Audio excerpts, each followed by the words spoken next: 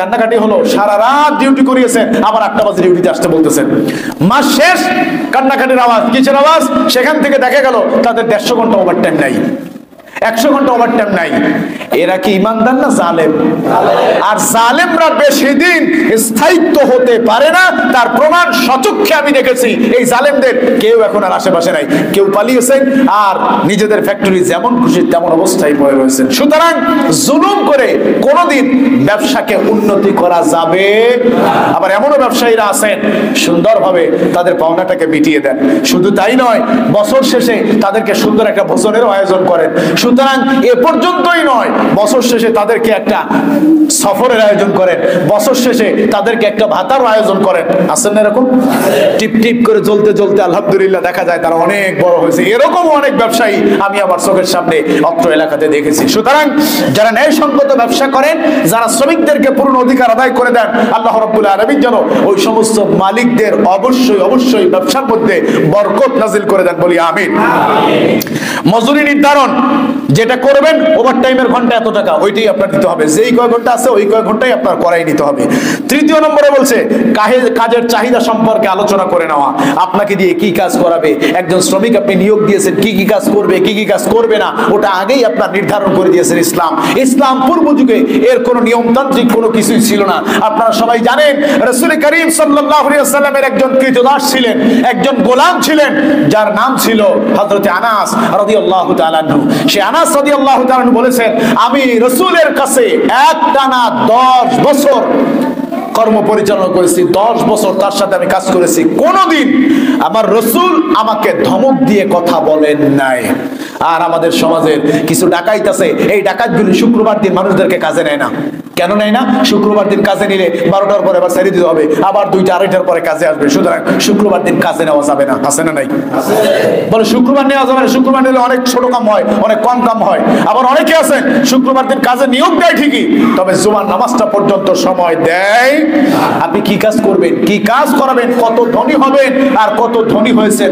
আল্লাহু হুয়াল গনিয়্যু ওয়া আনতুমুল ফুকারা। আল্লাহ বলেন এই পৃথিবীর সবচাইতে ধনী কে? আর তুমি গরিবের বাচ্চা গরিব, তুমি গোলামের বাচ্চা গোলাম। তুমি 2 টাকার মালিক হয়ে আমার শ্রমিকদের উপরে, আমার গোলামদের উপরে অধিকার কাটাও। কে দিয়েছে তোমাকে অধিকার? আমি আবার বলবো, এই এলাকার যারা গার্মেন্টস শ্রমিকরা যারা আছেন, বিশেষ করে গার্মেন্টস মালিক শ্রমিক যারা আছেন, অন্তত পক্ষে শুক্রবার দিন 12টার সময় অফিস ছেড়ে দেওয়া দরকার। আর সর্বনিম্ন 2:30টা পর্যন্ত শুক্রবার দিন সময় দেওয়া দরকার। আমার ভাইরা, বিভিন্ন দেশে দেখা যায় তারা শুক্রবার দিন নয়, শনিবার দিন, খ্রিস্টানরা শনিবার দিন তারা অফ ডে রাখে। শনিবার রাখে না? যেমন আমাদের এলাকায় একটা আছে, যে আমার 5-এর এই পাশে কোনা, এটা কি নাম বলে, অ্যাজাক্স বন্ধ হলো শনিবার দিন, শুক্রবার দিন না, শনিবার দিন। আরো কোন কোন গার্মেন্টস জানি আছে তারা শনিবার দিন বন্ধ রাখে। ওর সাথে মিলিয়ে আমাদের মুসলমানের সন্তানগুলিও শনিবার দিন বন্ধ রাখে। ওরা শনিবার দিন বন্ধ রাখে কেন আপনি তা জানেন না? ওদের হলো বড়দিন, ওই শনিবার দিন ওদের উপাসনার দিন, পূজার দিন, ওদের রবের কাছে ওদের চাওয়ার দিন। সেই দৃষ্টিকোণ থেকে ওরা শনিবার বন্ধ রাখে। আর আপনি মুসলমানের বাচ্চা হয়ে এতটা বেয়াকুব কিভাবে হলেন, শুক্রবার দিন আপনি আমরা ফ্যাক্টরি খোলা রাখেন? আপনার মাথায় ঘিলু থাকা দরকার। ওরা যদি ওদের কর্মনীতিতে এত অটল থাকতে পারে, আমরা কেন পারবো না? আমরা সব বিষয় নিয়ে আন্দোলন করি, নামাজের জন্য কেন আন্দোলন করবো না? আমাদের এই সময়টুকু দরকার। এই সময় থেকে এই সময় পর্যন্ত, শুক্রবার দিন রাসূল ইয়াউমুল জুমার দিনে রোজা পর্যন্ত রাখতে নিষেধ করেছেন। রোজা খবরদার শুক্রবার দিনে রোজাও রাখবা না। এত ভালো ইবাদত রাসূল করেন নাই। রাসূল বৃহস্পতিবার দিন রোজা রেখেছেন, শুক্রবার রোজা রাখেন নাই। এবং কাউকে রোজা রাখার ব্যাপারেও বলেন নাই। কেন বলেন নাই? শুক্রবার দিন অনেক কাজ থাকবে। একজন নামাজি হাত পরিষ্কার করবে, নখ পরিষ্কার করবে, সুন্দর করে গোসল করবে, নিজেকে পরিপাটি করবে। সারা সপ্তাহ কাজের মধ্যে ছিল, শুক্রবার দিন রোজা রাখার ব্যাপারে আমি তাদেরকে উদ্বুদ্ধ করতে পারি। সুতরাং যেখানে রাসূল এতটা শিথিল করে দিলেন, শনিবার দিন খ্রিস্টানরা, তারপরে সোমবার দিন আরে অন্য দলেরা, এরপরে অন্য দলেরা, এরা যদি তাদের ধর্মনীতিতে অটল থাকতে পারে, আপনি আমি মুসলমান হয়ে যদি আপনার আমার ধর্মের মধ্যে অটল থাকতে না পারি, এর চাইতে দুর্বল ইমানের পরিচয় আর কিছু হতে পারে না।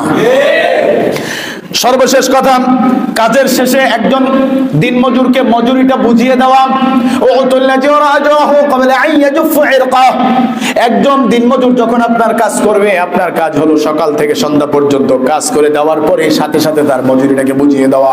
একজন মজুরি, দিনমজুরের কথা ছিল একজন মজুরি মাসের 10 তারিখে বেতন পাওয়ার কথা, সেখানে 10 তারিখ নয়, 15 তারিখ নয়, 25 তারিখ পর্যন্ত চলে যায়, তারপরও শ্রমিকের বেতন দেয় না। এরকম মালিকও আমাদের সমাজে দেখা যায়। অথচ রাসূল করিম সাল্লাল্লাহু আলাইহি ওয়াসাল্লাম বলেন, যেই ব্যক্তি তার শ্রমিকের অধিকারটা সময় মতো আদায় করে দিবে, ওই ব্যক্তির সাথে আমি রাসূল জান্নাতের মধ্যে কাছাকাছি বসবাস করব। আবার আল্লাহ তাআলা বলেন, কিয়ামতের ময়দানে আমি এক ব্যক্তির সম্পর্কে অভিযোগ দায়ের করব, অভিযোগ উত্থাপন করব। কিয়ামতের ময়দানে যদি আল্লাহ আপনার আমার বিরুদ্ধে অভিযোগ উত্থাপন করে, মানুষের সামনে অবস্থাটা কি হবে?